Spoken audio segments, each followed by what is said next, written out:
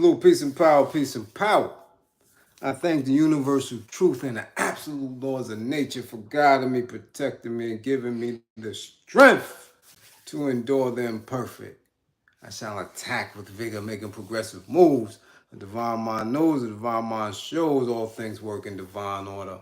All things work in divine order. All things work in divine order. Peace and power to the people of the struggle. Salute, salute, salute. When you come on in, when you come on in, when you come on in, feel welcome. You know what it is. You already know. Tonight, yes, we are beginning a new segment. Oh, man. A new segment. Peace, Todd, salute. So as my people come through, please make sure the green screen info is in the chat. Even though this is not a class, this is more of a break in between classes. Yeah. You know how you get that little break? You know, sometimes it's smoke break, sometimes it's a snack break. Huh? Sometimes it's a stretch break, a water break. This is what this is. This is a break. A hip-hop break. Yes. Hip-hop break that we're going to do daily. We're going to do this daily. We're going to enjoy ourselves. We're going to do this daily and have video breakdown with Bliz. Oh, yeah.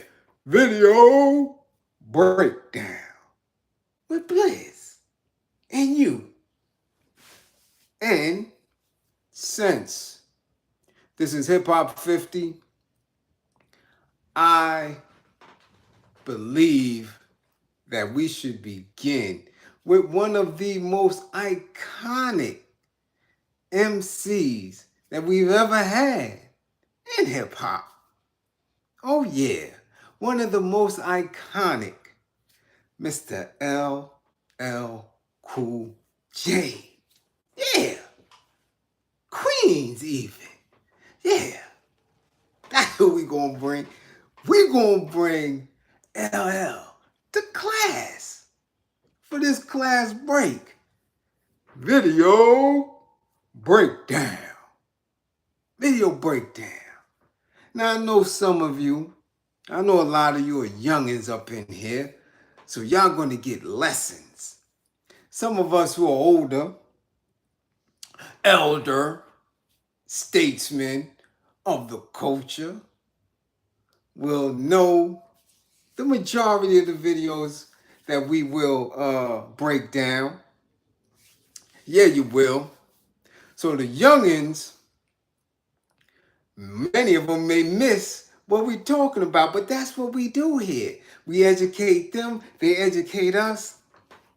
The culture keeps moving and thriving. So we're going to start with LL. And again, no one, no MC, no group should ever take what we say personally to heart. This is just our breakdown, our recollection on how it made us feel. Wine Watts. Salute for the green screen. So let's get started, y'all. This is the first episode. Yeah. On a Sunday night. Yeah. Where Boston is getting cracked. LL Cool J. I'm Bad. 1987. Lead single off of the album Bigger and Deffer. So yeah, if you of my age, you know that we sat up hoping that any kind of hip hop would be on hot tracks so we could get a glimpse of it because we just couldn't back then. There were no vehicles, no outlets, no MTV, no BET. So we was dependent on hot tracks or Ralph McDaniel, Video Music Box. Yeah. But let's start with the video. Now, from the opening scene,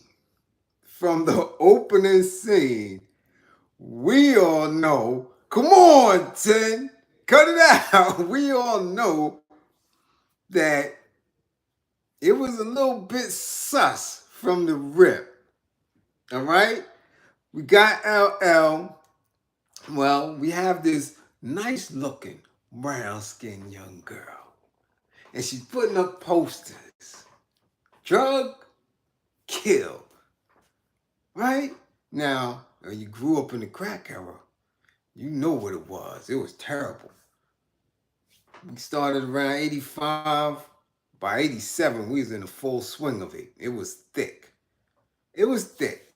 So we had these various campaigns. The main one, remember? Nancy Reagan, just say no. Okay? Yeah. Yeah, we remember that. So we looking at it and we see what's going on. So she putting up these little posters and shit, which we know that's out of pocket. Wasn't nobody from the hood doing that. Of course, we had the old rat, Al Sharpton, Reverend Rat, putting X's on crack spot doors and all that with his team and the congregation, but it was very rare. He wasn't having kids in the hood participating in any anti-drug campaigns. Just wasn't it. Especially of our age group. Shit, 87, I was already out of high school. Stayed away from all that shit. I wasn't part of none of that, but damn sure wasn't going out like that. So it was an iconic scene, right? It showed that us in hip hop, well, some of us, was a message involved in it, right? So that was the main message. That was cool. Okay, we give him props for that, right? Then he comes up on Shorty. Hey, Natasha, I need you to pass out these flyers. Pass these flyers out, And then kisses her. On the mouth even. Mwah! Ooh, that was a big kiss. That was a big kiss. Kissed her right on the mouth. Lip kiss. What kind of protesting is that? I thought he was trying to encourage her to pass out flyers. But it is what it is. It is what it is. Kissed her on the mouth. And within a minute, he turned around, a big black car pulls up, and a white man in the suit jumps out and grabs Natasha. And all we hear is, ah! And then L spins around like Action Jackson and runs. Too late. Too late. She's in the car speeds off. Broad daylight. Broad daylight. An abduction in the city. White man abducting a young black girl in the city. Whoa. Damn. That didn't age well, did it? But L tries to get to the vehicle and to no avail because his leather and his tight ass jeans and his gold chain and his big fat Kango didn't allow him to get there. The vehicle speeds off. He slaps the hood and it's on. No rapper can rap. Oh, we know it's popping now. Oh, shit. It's on. And he goes into this shit that we never seen from a rapper before. A MC wilding out like this. Oh, shit. We charged up, ain't we?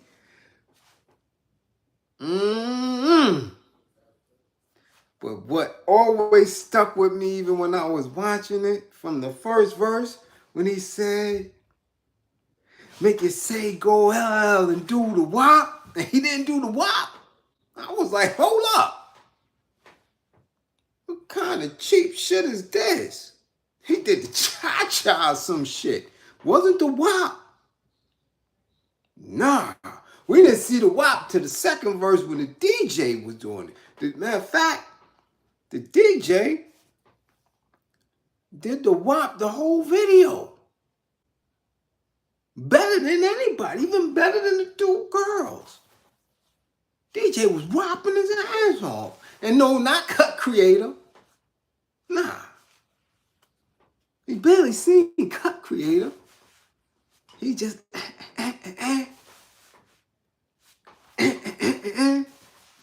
Now we're gonna stop that, Almighty King. We're gonna stop that because he's from Queens. Because I'm gonna tell you right now, two of the nicest hip-hop dancers ever came out of Queens. Sean and Kenny. Coogee rap dancers. They was nice. So we're not gonna say that. Yeah, we ain't gonna say from Queens. Now Queens has some dancers. this nigga, this LL wasn't one of them. Don't throw me off track now though. Come on now, let's keep it with the video breakdown. I'm bad. Okay, so now he in the whip. All of a sudden it's dark. I don't know how he knew where he was going. Nah, you wildin'. You wildin'. No, Scoop and Scrap was not better than no Sean and Kenny. No, no, no. We not going there. We not going there. No, no, no. No. No. Scoop and Scrap was, I'm going to keep it a buck, was the worst out of that whole era. You had Sean and Kenny, you had Stretch and Cliff, you had too many dancers. Scoop was alright for what they did, but nah. Sean and Kenny was off the meter. Off the meter. Anyway, but that's what video breakdown is about. Yeah. Engaging. Anyway, I don't know. It gets dark all of a sudden, but he tells people, yo, meet me at the dock. Meet me at the pit. They got Tasha. Really? They got Natasha. Who he calling? Because the mob got her. Yeah. The mob then snatched her up for putting up posters. Okay? Posters. The mob got her. But L is so official in the streets, they're going up against the mob. Yeah. But before he get to her, he dancing around in the goddamn warehouse. He in the warehouse just a jamming. Andrea, salute for the super chat. He in there telling us who he is and all that. Empty warehouse. Jumping on spools from spool to spool. Hype even. Two DJs and his motherfucking man Earl. Earl is like this, holding him down. But we don't know where the hell Natasha at. They sure got a lot of time to dance and spit. Yeah, they got a lot of time to do that. Natasha ass could be in Kentucky somewhere by now. But through TV magic, he gets to the docks and find her. Now, this is where the shit get weird. Because when they see him, he rolling up for Dolo. It's dark. We just see the image. We only know it's... Yeah, right, Lewis, because it's hat. We see the hat. But why are they walking like gorillas? They walking like that mean tough? I never seen nobody walk so damn hard in my life. Like, what is that? It was just him and two other men. Hard. Then we shoot and we finally see that Natasha's up in the spot. With Winky in them, right? And when he got her, she, you know, in the seat, scared of these old ass dudes, right? And she said, yeah, you kids been giving us a lot of trouble, right? That anti-drug talk. Like, really? Mobsters? Mobsters?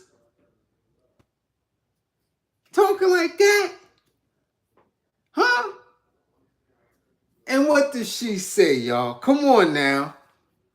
Especially that LL Cool J. Yeah, tell her, Winky, his Doges is in effect. Yeah, tell her, Winky. And what does she say? Oh, you'll never get away with this. Because LL is bad. What? And then, yeah, just like they laughed at, I pull a switchblade on it. Like, hold on, yo, where we going with this, man? Where we going with this? Because LL is bad. And they got the switchblade. Now, these dudes got all the drugs in the town, but they ain't got not one hammer. They got the switchblade. In the hideout, even. Oh, man. They sold us that bullshit, didn't they? Yeah, they sold us some bullshit. Now, here they come. But before they get there, we got to go back to his performance because somewhere in the middle of the second verse, his man E strips off his jacket to his tight-ass sweatsuit. Yeah, I was trying to save him, but when E pulled that jacket off, we saw how tight the pants was. And of course, when he pulled the jacket off, this man ain't got on no shirt. Nipples is out. Early gripper gate. Nipples is out. Sweats is tight. Nobody was wearing tight sweatpants. Nobody was wearing tight sweatpants in 87 but L. Don't know what was the matter with the Def Jam artists, but they all, almost all, had some tight pants. I'm saying, Cool J, yeah, Chuck D, yeah, Ice Cube was with the Bomb Squad. Man, pants tight, Beastie Boys, tight. Yeah, tight. Man, them sweats was real tight. Now go back and look at the video if you think I'm playing. I'm bad. He was very young in them clothes. And he was, even though he was frail, through the years he put on that weight and got a little thick, but he was a little skinny thing. He looked big because of how they shot it and because he was tall, but he didn't have no girth. But he kept pointing and shit and, acting like he was brolic. That sweatsuit was young.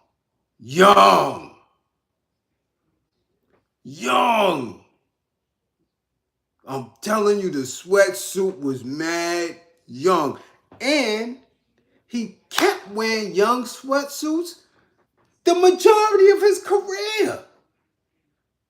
He wore them young ass sweatsuits. Shit. From 87 to damn near 2005.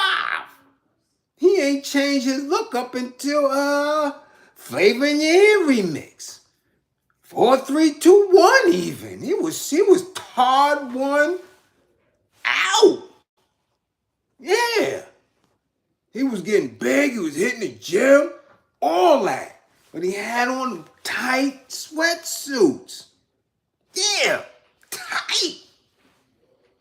Anyway, he was spinning. Remember that? He did a spin. Man, I never seen Prince or Michael Jackson spin like that. He did a spin. I was like, rappers be spinning? I ain't never seen Melly Mel spin. I ain't never seen Cass spin. Divine Sounds. Shit, not even UTFO. And they was dancers. L did a spin. He ain't do a 360. He ain't do a 580. He did like a 720. Just spun around for nothing. What are you spinning around for, boy? Anyway, he spun around in them tight sweats. I was impressed. Tight sweats, no shirt, spun around. Ah, and it was just going in. I crush you like a jelly bean. He was gone. So now they get back to the scene with the docs. And he come up in there because LL is bad. And he come up in there.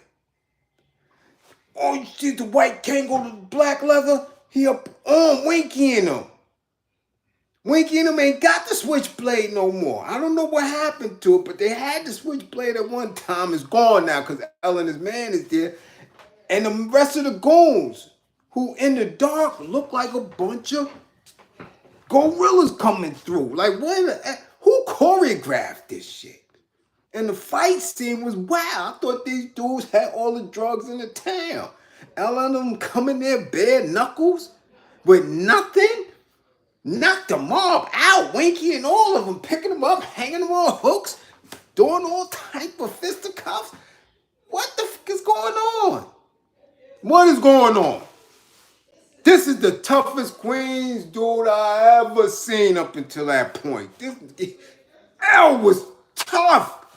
Ah, I'm bad. Yeah. So after he scraped him up, he had to do one last courageous thing.